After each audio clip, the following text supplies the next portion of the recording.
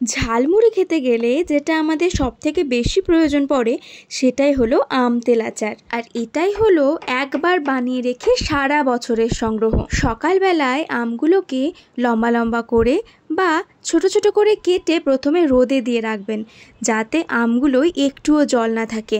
তারপর সন্ধেবেলায় সে আমগুলোতে স্বাদ মতন নুন, হলুদ, ভাজা মশলার গুঁড়ো ভালো করে মাখিয়ে নিতে হবে। ভাজা মশলার গুঁড়োটাও বাড়িতেই বানানো।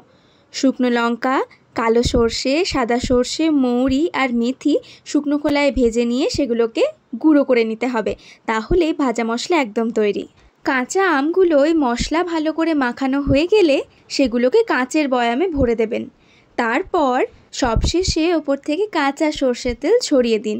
ব্যাস, তাহলেই এই আম তেল আচার একদম তৈরি।